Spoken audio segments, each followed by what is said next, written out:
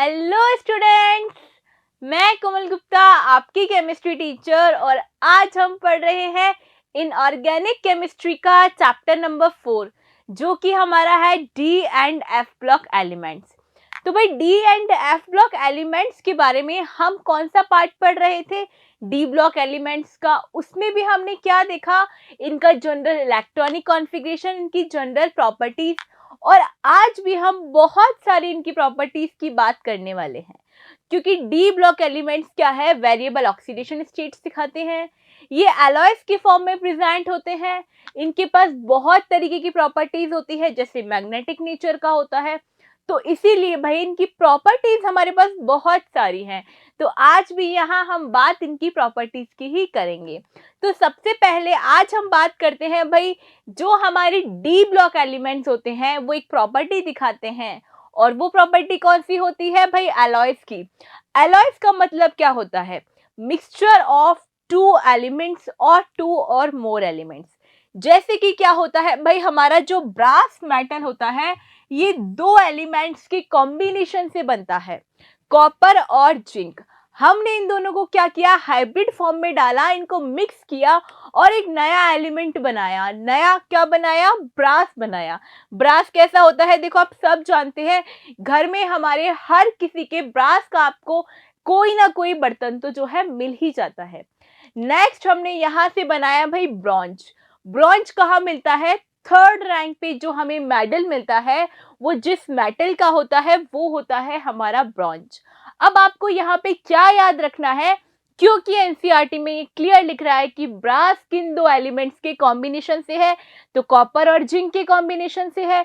Next हमारे पास bronze किसके combination से है भाई? कॉपर और टिन के कॉम्बिनेशन से है। नेक्स्ट हमारे पास है भाई गन मेटल या बैल मेटल, इसको बोलते हैं गन मेटल या बैल मेटल। गन जो हमारी होती है पिस्टल, उसके अंदर कुछ एलिमेंट्स उसके हमने कॉम्बिनेशन से बनाए, कॉपर जिंक और टिन के कॉम्बिनेशन से हमने कुछ एलिमेंट्स बनाए, उन्हें हमने गन में यूज किया, इसलिए उसका नाम क्या रख दिया भाई? Gun metal. और जो हमारी बैल होती है मंदिर में, जो उसमें जो साउंड आता है वो भी क्या होता है? Combination of different elements. ये हुई हमारी गन और बैल मेटल की बात। नेक्स्ट यहाँ पे हम बात करते हैं भाई स्टेनलेस स्टील का। जो हम घर में बर्तन यूज करते हैं, जिनमें हम खाना खाते हैं, क्या उनमें कभी आपने जंग लगती हुई देखी है? नहीं। तो भाई ये जो स्टेनलेस स्टील होती है चार एलिमेंट्स की कॉम्बिनेशन से बनती है। वो चार कौन से हैं भाई? आयरन, क्रोमियम, निकल एंड कॉपर।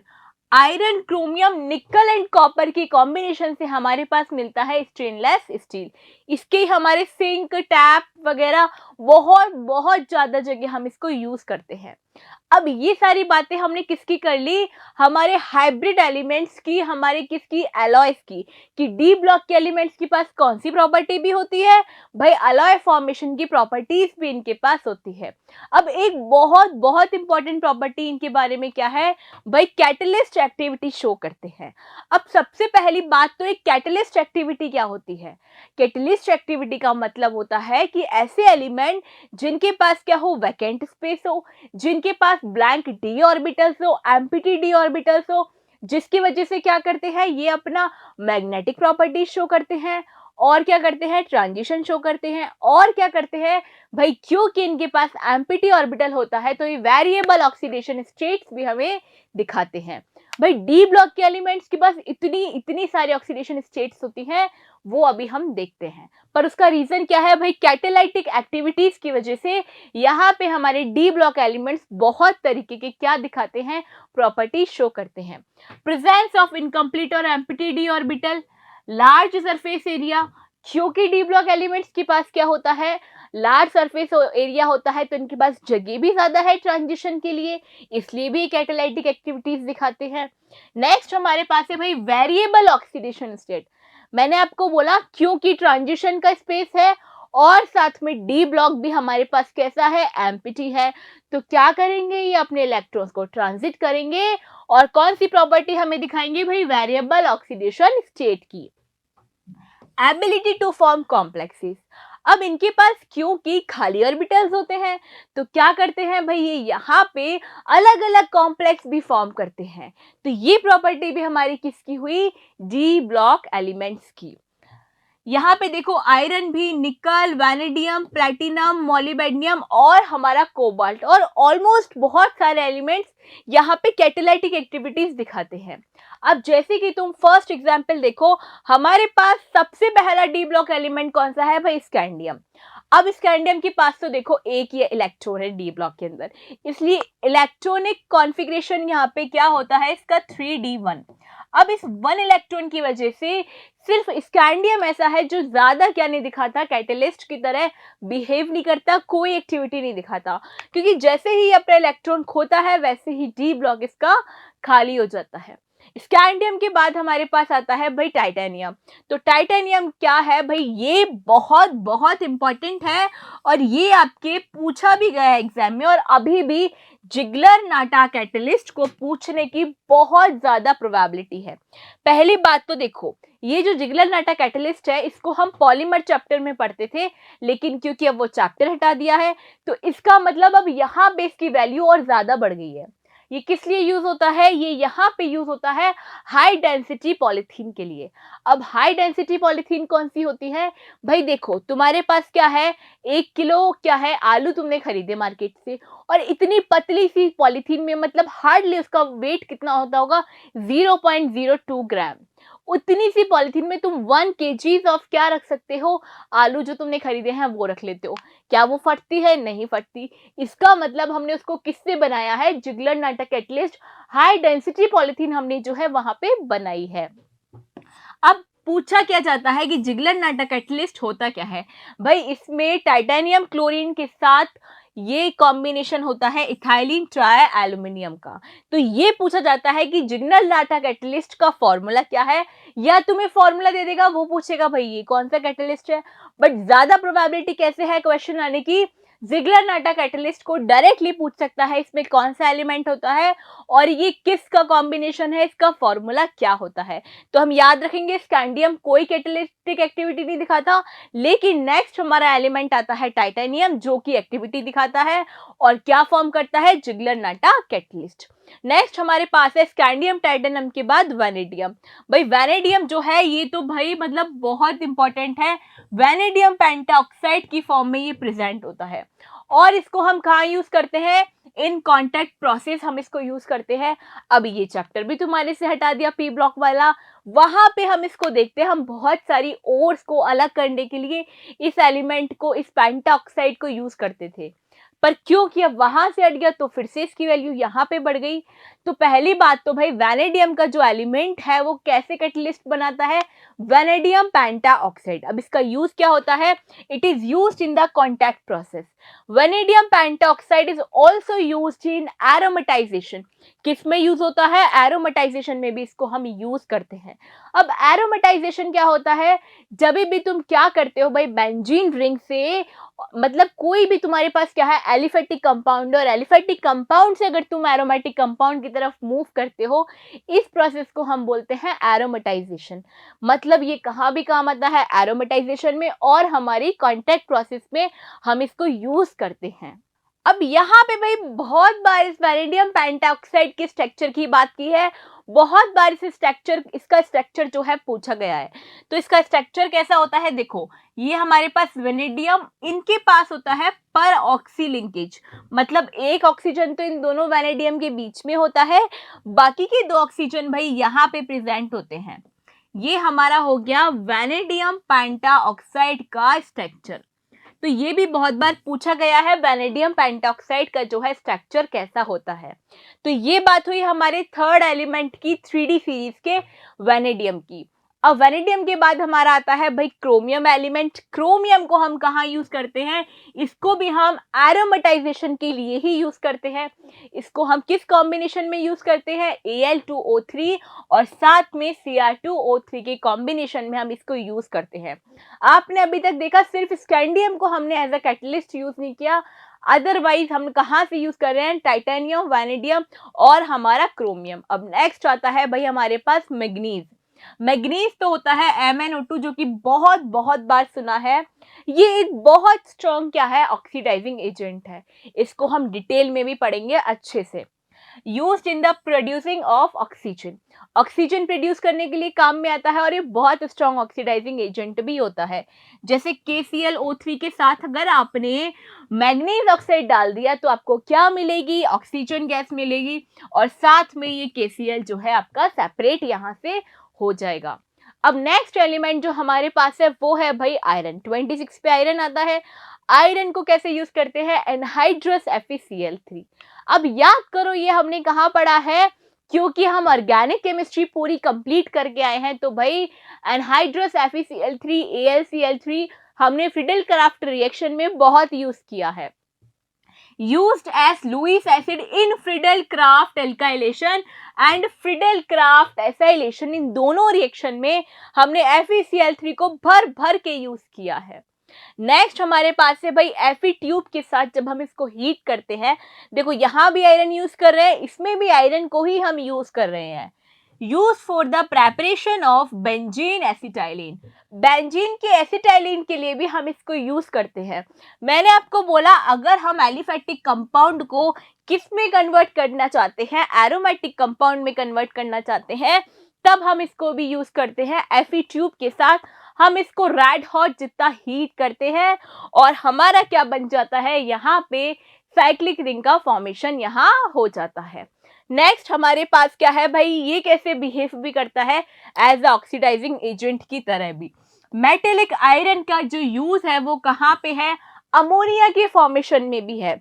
अगर हम नाइट्रोजन और हाइड्रोजन का कॉम्बिनेशन हम साथ में ले in the presence of iron metal, iron scrap जो होता है उसकी प्रेजेंस में अगर हम इस रिएक्शन को करवाते हैं तो यहाँ से हमें मिलता है किसका फॉर्मेशन, अमोनिया गैस का।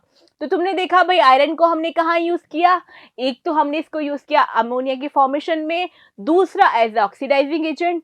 लुईस एसिड की तरह ये बिहेव करता है कौन सी रिएक्शन में, फ्रीडेल-क्राफ्ट एल्काइलेशन और फ्रीडेल-क्राफ्ट एसाइलेशन में। और एक और यूज देखा क्या भाई, एरोमेटाइजेशन के अंदर भी हमारा आयरन एलिमेंट जो है काम में आता है। नेक्स्ट हमारे पास है भाई निकल। निकल जो है बहुत फेमस है, किस नाम से, रेने निकल के नाम से ये बहुत फेमस है। Used in the hydrogenation of alkene and alkyne, alkene और एल्काइन के हाइड्रोजनेशन में भाई ये रेने निकल को हम बहुत यूज करते हैं। जैसे मान लो मेरे पास कोई भी एल्काइन है, अब एल्काइंस के साथ अगर मैंने क्या डाला है, रेने निकल डाला है, तो ये डायरेक्ट किस में कन्वर्ट कर देते हैं, एल्केन्स में।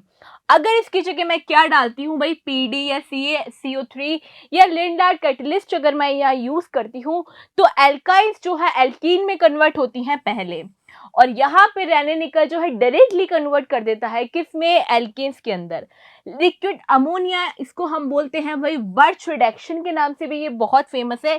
यहाँ पे जो है एल्कीन्स बनती हैं, एल्कीन्स बनती है, यहाँ सिस एल्कीन बनती है और यहाँ पे हमारी बनती है ट्रांस एल्कीन। ये सिस और ट्रांस एल्कीन कब काम आती है भाई, देखो अगर 4 कार्बन वाला हमारे पास एल्काइन होगा तो वहां पे हम सेपरेट कर पाते हैं इनको सिस एल्कीन और ट्रांस एल्कीन के फॉर्मेशन में।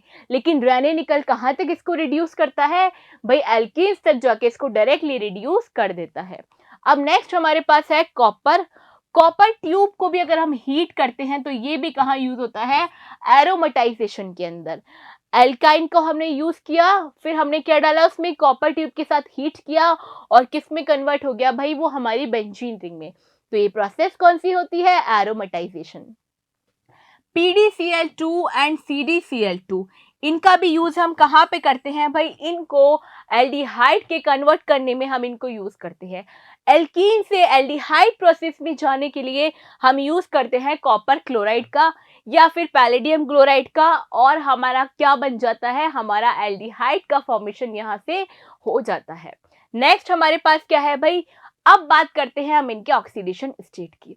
देखो पूरी 3D सीरीज में सिर्फ और सिर्फ स्कैंडियम और जिंक की 2 एलिमेंट है जिन्होंने कैसे यूज नहीं किया, एज अ कैटलिस्ट बिहेव नहीं किया, क्योंकि जिंक के पास फुली फिल्ड d ऑर्बिटल है और स्कैंडियम के पास ओनली 1 इलेक्ट्रॉन है d में।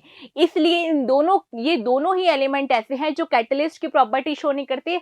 अदरवाइज हमारी 3D सीरीज के सारे एलिमेंट कैसे बिहेव करते हैं, कैटालाइटिक प्रॉपर्टीज दिखाते हैं, कहीं ना कहीं एज अ कैटलिस्ट हम उन्हें यूज करते हैं। अब ऑक्सीडेशन स्टेट की हम बात करते हैं। Due to similar energies of Ns and N-1d orbitals, both can participate to show variable oxidation state. ये कह रहा है भाई Ns और हमारा जो N-1d इलेक्ट्रॉन ऑर्बिटल होता है, इनकी एनर्जी ऑलमोस्ट सेम होती है। इसकी वजह से इन दोनों में से कोई भी इलेक्ट्रॉन क्या हो सकते हैं, ट्रांसफर, और इसी वजह से यहाँ पे ये दिखाते हैं अपने वेरिएबल ऑक्सीडेशन स्टेट। बहुत अलग अलग तरीके के ऑक्सीडेशन स्टेट्स ये दोनों एलिमेंट जो है दिखाते हैं। Successive oxidation state different by unity, मतलब कैसे करते हैं भाई, एक के बाद एक के बाद एक, मतलब यूनिटी से इनका डिफरेंस होता है। जैसे अगर कोई एलिमेंट क्या दिखा रहा है +3 स्टेट, तो फिर क्या दिखाएगा +4, फिर +5। ऐसा नहीं होता कि अगर कोई +3 दिखा रहा है तो डायरेक्टली वो +5 दिखाएगा। सक्सेसिव ऑक्सीडेशन स्टेट दिखाते हैं, सिर्फ एक इलेक्ट्रॉन का क्या होता है, वह डिफरेंस आपको देखने को मिलेगा। अगर कोई +4 दिखा रहा है तो +5 भी दिखा सकता है, पर ऐसा नहीं है। अगर +4 दिखा रहा है तो डायरेक्टली +6 दिखा दे।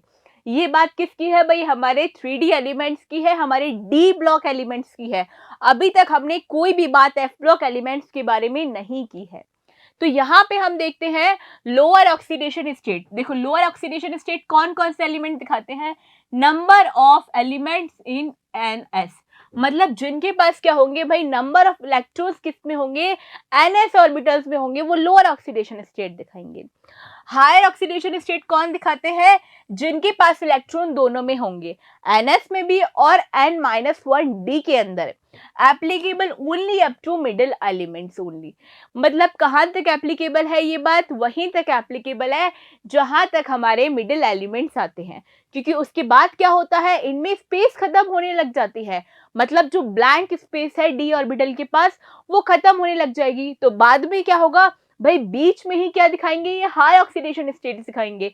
बाद में D ऑर्बिटल वापस से फिल होना शुरू हो गया, तो वापस से फिल होना शुरू हो गया तो इसके पास एम्प्टी D ऑर्बिटल बचा ही नहीं है। अगर एम्प्टी D ऑर्बिटल बचा ही नहीं है तो अपने इलेक्ट्रॉन को एक्साइट कहाँ करेगा, और इलेक्ट्रॉन एक्साइट नहीं होगा तो वेरिएबल ऑक्सीडेशन स्टेट ज्यादा नहीं दिखा पाएगा। The heavy elements in D block stable at higher oxidation state। ये क्या बोल रहे हैं भाई, यहाँ पे जितना हैवी एलिमेंट है तुम्हारा D ब्लॉक का, वो किस में ज्यादा स्टेबल रहता है, हायर ऑक्सीडेशन स्टेट में ज्यादा स्टेबल रहता है। ये जनरल बातें हैं किसके लिए, हमारे ऑक्सीडेशन स्टेट के लिए। अब हम यहाँ बात करते हैं इनके वेरिएबल ऑक्सीडेशन स्टेट्स की। देखो trends in the stability of higher oxidation state. Higher oxidation state का जो ट्रेंड चलता है ना हमारे 3D सीरीज में, वो कैसे चलता है, देखो highest oxidation states are generally shown by 3D elements only. Scandium के पास देखो कितने इलेक्ट्रॉन है, 3d1 एंड 4s2। अब तुम सोचो भाई, मतलब मैक्स टू मैक्स क्या कर सकता है, अपने पहले इस इलेक्ट्रॉन को इसने भेजा फिर इन दोनों को भेज दिया, तो मैक्स टू मैक्स क्या दिखा सकता है, +3 ऑक्सीडेशन स्टेट। टाइटेनियम के पास क्या होता है भाई, यहाँ पे 3d2 एंड 4s2। तो क्या कर सकता है, देखो चारों को भी भगा सकता है, पहले एक को हटाएगा, पहले इन दोनों को हटाया, क्या बच गया भाई +2, फिर इस एक को हटाया तो 3d1 बचा, मतलब +3। अब इस 1 इलेक्ट्रॉन को भी इसने क्या कर दिया, एक्साइट कर दिया 3d0, तो इसका ऑक्सीडेशन स्टेट कौन सा बचा, +4। वैसे ही वेनेडियम के पास कितने इलेक्ट्रॉन आ गए, 3d के पास कितने हैं भाई, यहाँ पे 3d हमारा हो गया 3 और 4s2, तो एक बार इन दोनों को हटाएगा, फिर हो गया +2, फिर इसका एक इलेक्ट्रॉन +3, फिर इसका एक और इलेक्ट्रॉन +4, फिर इन पांचों इलेक्ट्रॉन को जब ये क्या कर देगा, अपने ऑर्बिटल से हटा देगा, तो मैक्सिमम +5 ऑक्सीडेशन स्टेट ये यहाँ दिखाना शुरू करता है। ऐसे ही भाई मैग्नीज तक क्या होता है, क्योंकि मैग्नीज के पास क्या होता है, electronic configuration 3d5 and 4s2। क्या होता है भाई, 3d5 एंड 4s2। अब तुम सोचो मैग्नीज देखो कैसे दिखाता है, ये हुआ 3d5 और 4s2। पहले इसने इन दो इलेक्ट्रॉन्स को क्या किया, अपने ऑर्बिटल से हटाया, तो कितना ऑक्सीडेशन स्टेट दिखाएगा भाई, ये +2। फिर इसने 3d4 किया तो कितना दिखाएगा, +3। फिर इसने किया 3d3, कितना दिखाएगा, +4। फिर किया भाई 3D2 क्या दिखाएगा +5, फिर किया 3D1 क्या दिखाएगा +6। अब हो गए इसके सारे इलेक्ट्रॉन्स खत्म, मैक्सिमम कितने पे आ गया +7। तो हमारे 3D एलिमेंट्स में मैक्सिमम ऑक्सीडेशन स्टेट कौन सा एलिमेंट दिखाता है, हमारा मैग्नीज, क्योंकि भाई इसके पास इलेक्ट्रॉन मैक्सिमम होते हैं अनपेयर्ड वाले। उसके बाद तो क्या होनी शुरू हो जाएगी यहाँ पे पेयरिंग। अब पेयरिंग होना शुरू हो गई तो क्या हो जाएगा, इलेक्ट्रॉन्स हमारे एक्साइट तो होंगे पर पेयरिंग वाले इलेक्ट्रॉन्स एक्साइट नहीं होंगे। जैसे यहाँ पे 3D6 हो गया, अब 6 के बाद जो पेयर्ड वाला हमारे पास ऑर्बिटल है उसके इलेक्ट्रॉन को आप एक्साइट नहीं कर सकते, तो क्या हुआ +2 +3 +4 और +6।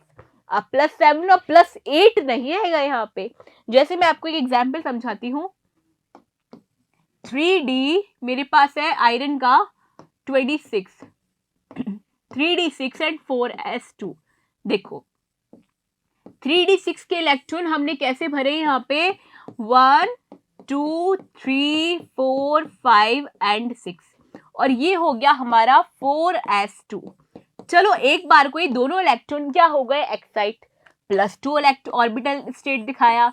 फिर ये एक इलेक्ट्रॉन हमारा क्या हुआ, यहाँ पे पेयरिंग वाले को छोड़ दो 1 2 3 और 4, तो मैक्सिमम 4 ये और 2 ये, मैक्सिमम +6 ऑक्सीडेशन स्टेट तक क्या जाएगा हमारा iron.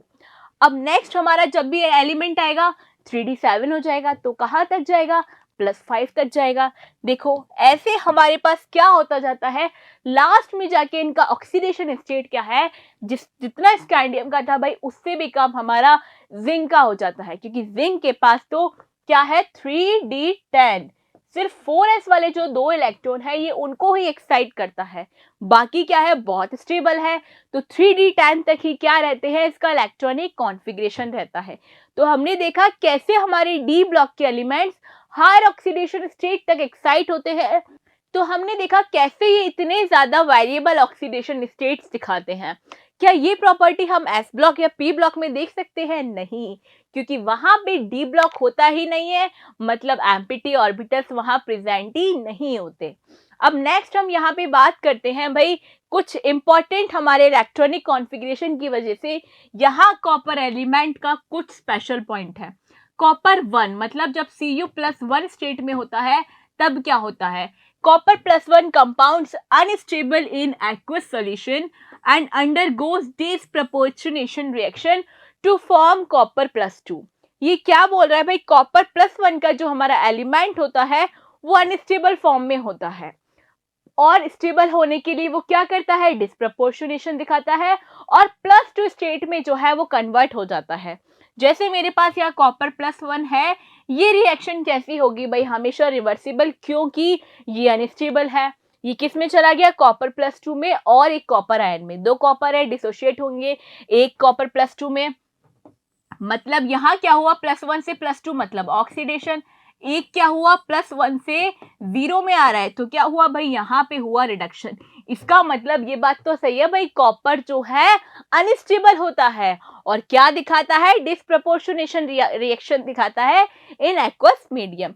Copper I2 does not exist, copper के साथ I2 का एलिमेंट एग्जिस्ट नहीं करता। क्यों नहीं करता, क्योंकि क्या है भाई, कॉपर +2 कन्वर्ट हो जाता है किस में, Cu2I2 में, फर्दर रिएक्शन करके ये Cu2I2 ही बनाता है। अगर हम चाहें कि Cu2 बना ले तो ऐसा नहीं है, क्योंकि कॉपर जो है +1 में स्टेबल होता ही नहीं है, एग्जिस्ट करता ही नहीं है, इसलिए कौन सा एलिमेंट बनाता है, Cu2I2 स्टेट ही बनाता है। तो आज हमने कितनी सारी बातें कर ली, इनकी ऑक्सीडेशन स्टेट की और इनकी कैटालाइटिक प्रॉपर्टीज की। हमने क्या देखा, सिर्फ स्कैंडियम और हमारा जिंक, ये 2 एलिमेंट ही ऐसे हैं जो क्या नहीं दिखाते भाई, यहाँ पे कैटालाइटिक प्रॉपर्टीज नहीं दिखाते, क्योंकि जिंक क्या है, फुली फिल्ड डी ऑर्बिटल, और स्कैंडियम कैसा है, only 1 electron in D orbital, इसीलिए इनके साथ क्या है, कैटालाइटिक बिहेवियर नहीं हमें देखने को मिलता। और सबसे ज्यादा ऑक्सीडेशन स्टेट कौन सा एलिमेंट दिखाता है भाई, मैग्नीज दिखाता है, +7 तक जाता है। तो यहाँ तक आप डी ब्लॉक को पढ़े, इसके बाद आगे की बात करेंगे हम नेक्स्ट क्लास में। तब तक के लिए पढ़ते रहिए, हंसते रहिए, थैंक यू।